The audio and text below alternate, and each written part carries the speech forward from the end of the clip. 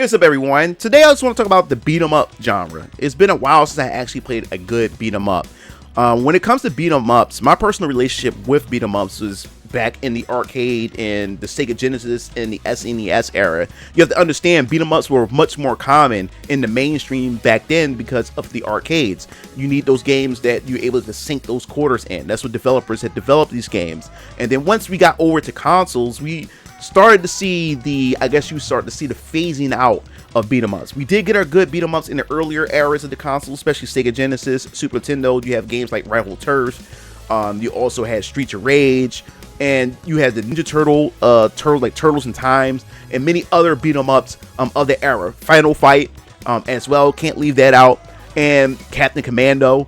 And we had these beat 'em up games that were really, really fun, along with the Power Rangers and everything. That you had a good time, able to sit down with your friends and your family and play these games. But as the technology got better, and as these games, as we start to get more and more into consoles, and consoles start to become the standard to how we play our games rather than arcades, the industry had kind of shifted in how they create certain games.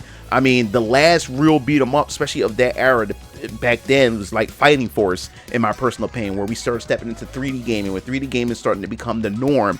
And Fighting Force was actually a pretty good beat 'em up, but that was like my last beat 'em up game before I actually really played. Well, to be honest, I wouldn't say it would be my last. I think if you want to count this back in the PS2, the Bouncer. It's a guilty pleasure, because the Bouncer by no means is a good game as far as controls, as far as story and stuff, but it did have its charms, and I was quite actually addicted to it. The only bummer about the Bouncer was the story mode was not multiplayer. It was a single player experience with different branching paths, with the different characters to get a different outcome, a different ending and everything to increase replayability. But that was pretty much my last beat 'em up game, you know, when it came to the mainstream. And ever since then, as consoles started to progress, you start to see less and less beat 'em ups. Of course, we started seeing them replaced with character action games like DMC and many other games. But beat 'em ups was like was a genre of its time, especially back then. We started seeing less of them. But the thing is, what I love about the indie space is that when there's something that you love and you like within the gaming space, and it's not there anymore, or you don't have access to some of these old games like Streets of Rage and everything like that, you have the indie space where you have developers who are fans of those genres and grew up with those genres, and they recreate those experiences by creating new IPs in the indie space within the beat 'em up genre. Or in certain cases, you start to see revivals of beat 'em ups, which was Streets of Rage 4, which was also pretty good, and I got from Limited Run Games. And I'll tell you right now, like, screw Limited Run Games, them guys suck, especially when it comes to delivery.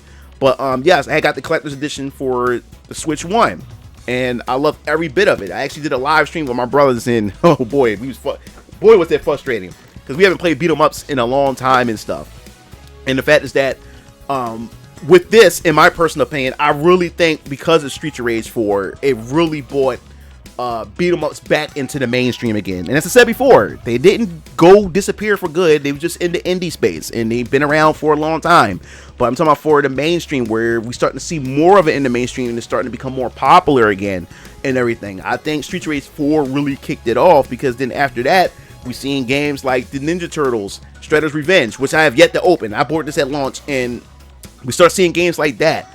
And because of these two games, we started seeing a lot more. And I think what gets people back into the beat 'em up genre is that a lot of these games beat 'em up games are being made out of existing IPs or existing license. We got Power Rangers, we had got the Karate Kid, and we got another Double Dragon, 2D Double Dragon and everything. And because of these beat 'em up games that we're starting to get more and more of, we starting to see that love and that passion start to return, is because now we have got the Marvel Cosmics Invasion. We got the Marvel Cosmic Invasion, which is shaping up to be really, really awesome. It looks like it's gonna be a great experience, and we finally got the entire roster, and we also finally got the official release date, which is December 1st. I'm there day one.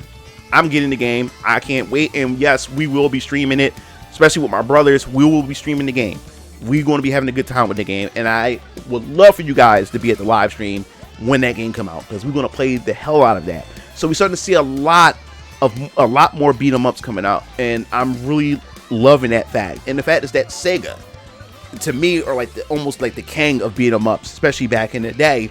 The fact is that Sega is coming back with their initiative, the Sega Surge that they're trying to do, to bring back that Dreamcast era, that Attitude era, of that era of gaming. And the fact is that now we're going to see a new Streets of Rage for consoles that's coming out, and we also going to see another Golden Axe.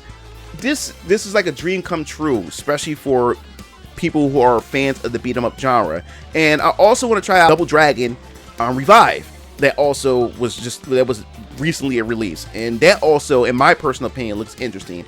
I know some people may be lukewarm on it, but a lot of people that I do trust that are like I love beat 'em ups and love Double Dragons, so they had a good time with the game. So that's another game that I do want to pick up and give a try. But I am happy to see that beat 'em ups is finally getting the love that it deserves, since it's been underground for so long with the indie space. The indie space has been holding it all together, but now we're starting to see it back up in the forefront again, and it's good to see a new generation of gamers actually having access to a lot, to this genre and playing this genre and everything, and enjoying it. And the fact is that they're using licensed IP to get people into it. We've seen games like Scott Pilgrim and things like that being bought into it.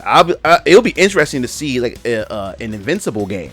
Hell with that. If we already seen Marvel have one with the Marvel Cosmic Invasion, let's do a Justice League. Let's do a DC beat 'em up. Let's do a Batman beat 'em up game. Let's bring that back, because I grew up with Batman Return beat 'em up game back on the SNES. I grew up with that. I would love to see them even do a Batman beat 'em up game, or just do a Justice League, so we have a variety of DC characters, like how Marvel got the Cosmic Invasion with a variety of Marvel characters. So yes, the space is here.